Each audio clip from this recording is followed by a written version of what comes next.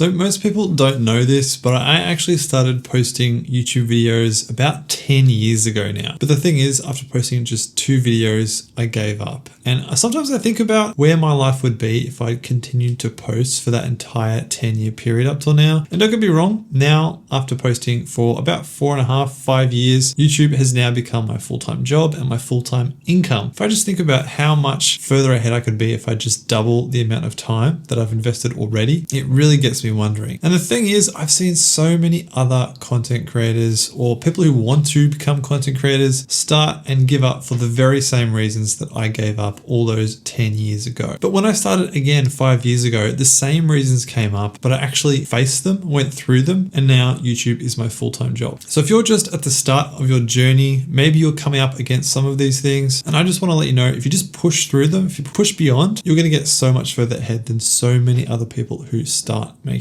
content. And that first thing that stops so many new content creators is chasing metrics. Again, I faced this both the first time I started posting content and then the second time. So the first time I got maybe like 3 views on my first 2 videos, and I thought, oh, no one cares. No one wants to watch my stuff. I'm a terrible YouTuber. I might as well give up. The second time I posted for 6 months straight, and my average views was probably still about 20 views. But the crazy thing is, when I first started posting that second time, I thought within 1 year of regular posting, I'll be at 100,000 subscribers, I'll get millions of views, but it just didn't happen. And at that 6th month mark where I thought I'd be at like 50,000 subscribers, it was a bit of a crisis point because I thought, what am I doing? Like, why am I wasting all of this time making videos, making content week in, week out for only like 20 views? For me, that point was an opportunity to really look at why I was making content in the first place.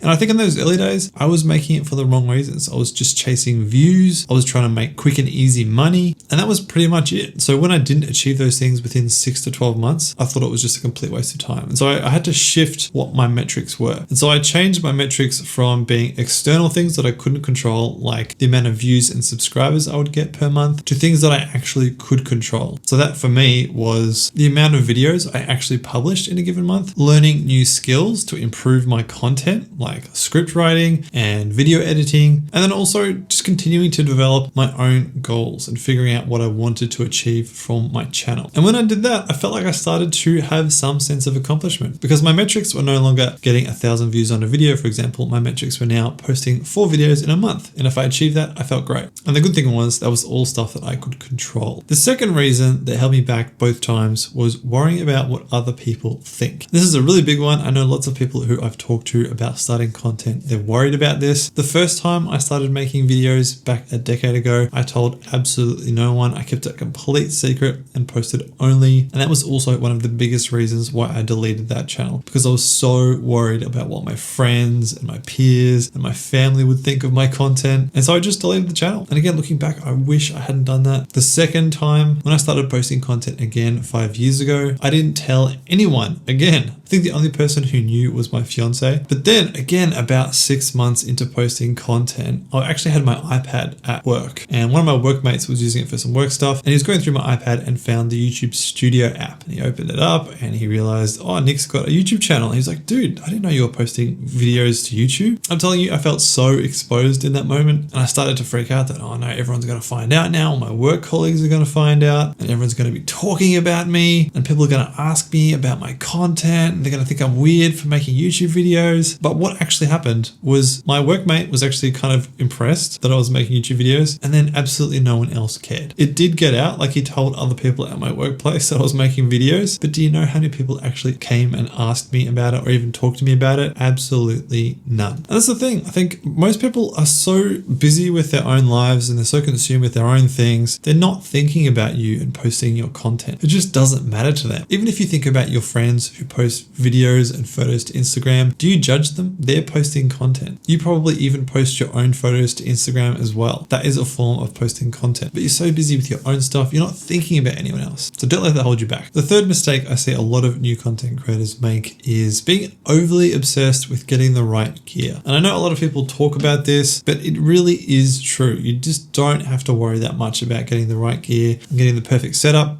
just start with what you've got. If you don't have anything, get something basic. For me, I didn't really have a camera at the time. Even my phone camera was really old and trash. So I went out and bought a really basic Canon DSLR, nothing fancy. And I got a super basic shotgun mic off Facebook Marketplace for like $100. And I just started with that because the overarching thing for me is that it's so much more important to get into the habit of making content on a regular basis so that you can be consistent for the long term versus trying to make every single video look perfect with the right gear and perfect lighting and all that kind of stuff. As you stay consistent over time, your videos and your gear will progress. It will improve. That has been my experience. I didn't start with anything fancy. My videos were pretty average, but over time, as I slowly started to earn money from my channel, I used that to reinvest into better gear. I would slowly upgrade over time. I'm still upgrading my setup to this day. And there's still things I would like to improve about my setup. But I hope that I'm at the point now where I'm not kidding myself into thinking that having the perfect camera is going to result in the perfect video and therefore lots of views or whatever that metric is. The most important thing is about giving value to the viewer, making an interesting and engaging video. And that's really it. You can do that with a super basic setup. I'm sure you've seen those channels that film like on their iPhone or less, and they get millions of views because it's the exact same thing. It's not about the gear. It's not necessarily about the production quality. It's about the actual content itself. Reason number 4, and this almost killed my channel the second time around,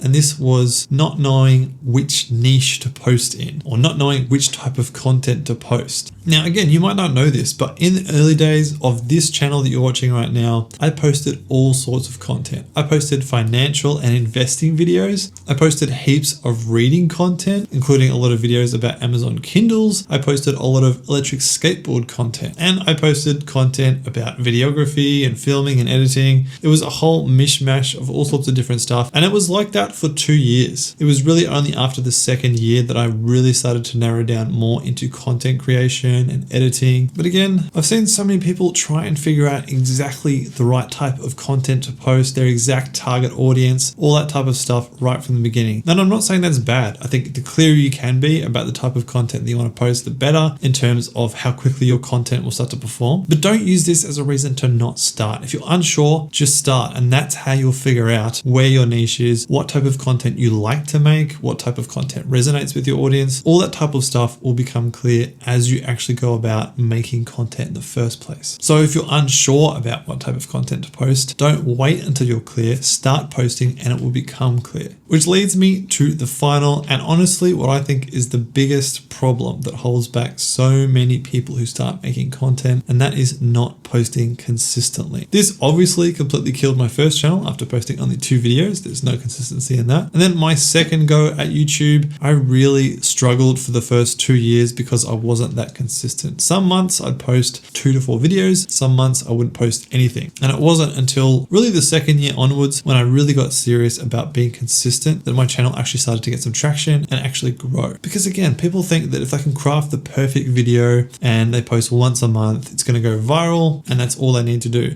But in reality, unless you're like a pro level filmmaker who's already made feature films and all that kind of stuff, chances are your first whole bunch of videos are going to be trash. I still make trash videos, but I hope the ratio of trash to good has gone a lot more in the direction of good over time for me. Whereas in the early days, I would get, maybe 1 in 10 videos was okay and the rest were trash. But the only way to get past those first 9 out of 10 trash videos is by making them, by getting them out of your system. And through the process of consistently posting content, you improve. And by improving your content, you increase the odds that a video is going to do well, it's going to take off, going to get more engagement. And this is still my philosophy to this day. I don't think just mindless consistency will make you grow. Obviously, you have to learn from the videos that you make and why certain ones aren't. But if you are consistent, that is honestly what I think is the key to success. If you want to make YouTube your full-time job, just be consistent for a long period of time. And the funny thing is, it's not difficult. It's actually quite simple, but because most people don't have the patience or the perseverance to stick with something longer than 6 months, I was almost in that category. I almost gave up so many times. They just never get to that point where they could succeed. So I hope that was helpful. If you're on the fence about getting started with content, just do it. Don't wait any longer. Just make some content, see what happens. And for me, one of the tools that I wish I had 5 years ago when when I first started was an actual editing system that I could use to save me heaps of time so I could publish more content. So if you're interested in learning that system, there's a link down in the description where you can check out my YouTube video editing course. Otherwise, if you're still not convinced that you're quite ready to start posting yet, check out this video right here. And hopefully after watching that one, you will be.